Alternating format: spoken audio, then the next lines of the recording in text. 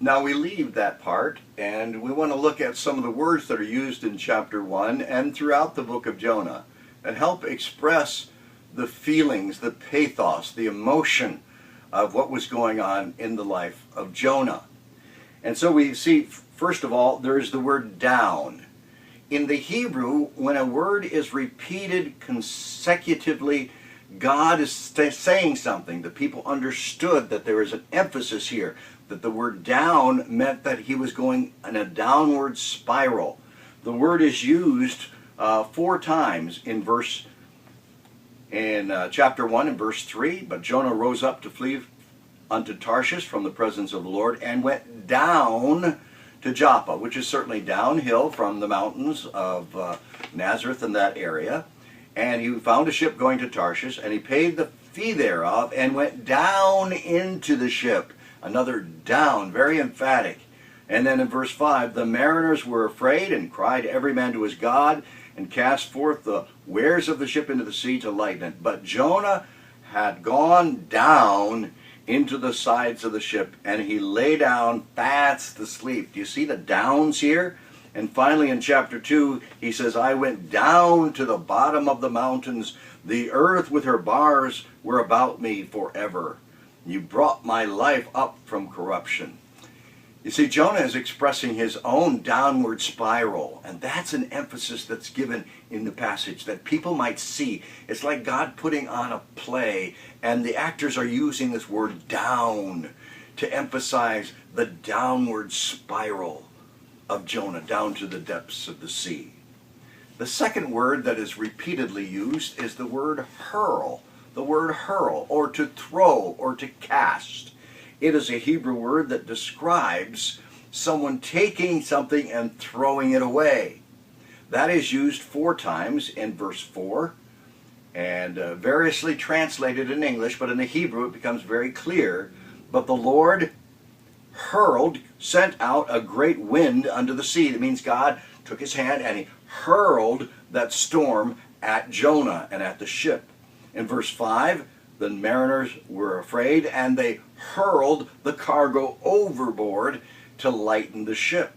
And in verse 12, Jonah instructs them what to do. He says, take me up and hurl me into the sea. Throw me away. And then verse 15, he says, so they took Jonah up and they hurled him. They threw him away into the sea. The emphasis here is a picture of God saying, if you're not going to serve me, I find that you're of no good use for anyone. And Jonah seemed to notice that because he said the reason that the storm had come was because of him.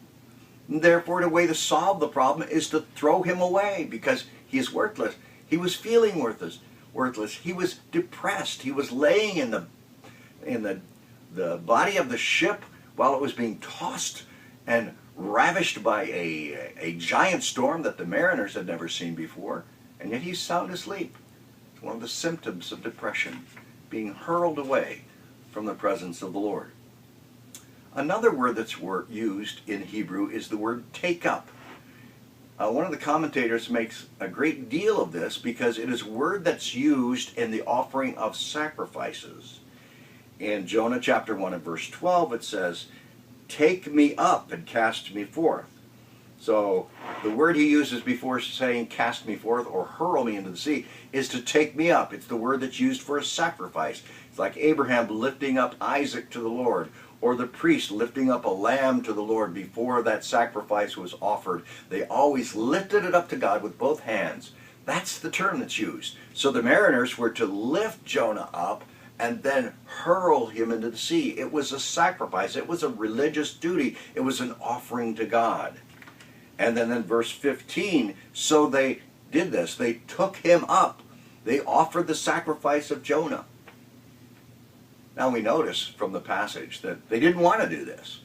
They didn't want to throw him overboard, and so they did everything possible. The rabbis go a little bit further. They said in their memories, the mariners tried to pacify the god by putting him in up to his knees, and when they did, the storm subsided somewhat. And when they pulled him out again, it got worse. And then they went up to his waist and tried it again, and the storm subsided. And then they pulled him out and it got worse. 4 times they did this. And finally, at the end of themselves, they said, we give up. We don't know what else to do. We have to offer him back to God. We have to offer him as a living sacrifice and throw him overboard. These are powerful words. And finally, the words that stand out even in the English language are the words God prepared throughout this story. God prepared. We see, first of all, God prepared a great fish.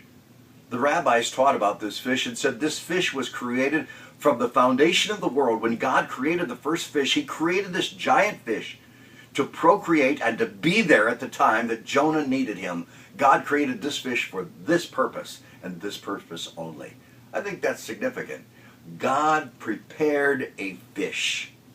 And in chapter 4 and verse 6, God prepared a gourd. Here's Jonah sitting on the hillside waiting for destruction and fire and brimstone to destroy the city like it did Sodom and Gomorrah. God prepared a gourd to grow up with huge leaves to cover him. It grew up overnight. It's interesting that when God prepares something, he also speaks to it. God spoke to the fish. He said to swallow Jonah. Then he spoke to the fish, told him to spew him up or puke him out on dry ground. And then God spoke to the gourd. Can you imagine how God does that? God's creation is part of everything that he is. And he speaks to the gourd and the little seed. And he says, I want you to grow. It's like Jack and the Beanstalk, but not a fable. God said, take that seed, and now seed, you grow. You grow fast, and you grow strong, and you grow large. And that gourd grew overnight and shaded Jonah from the intense sun. And then it says in verse 7 of chapter 4, God prepared a worm. Not just picked any old worm. He prepared a worm. And he instructed the worm. He spoke to the worm. He said, now go and eat this plant. Devour this plant and make it die. And the worm obeyed him. And then finally in chapter 4 verse 8 it says God prepared a vehement east wind, a hot eastern wind that would blow the desert sands onto Jonah. God prepared that vehement wind. God spoke to the wind and said, do it. I think it's fascinating that God spoke in all of these instances where he prepared something. He spoke to the wind, he spoke to the whale, he spoke to the wicked people of Nineveh, he spoke to the weed, he spoke to the worm, and he spoke to the hot wind, and all of them obeyed the Lord. But Jonah did not.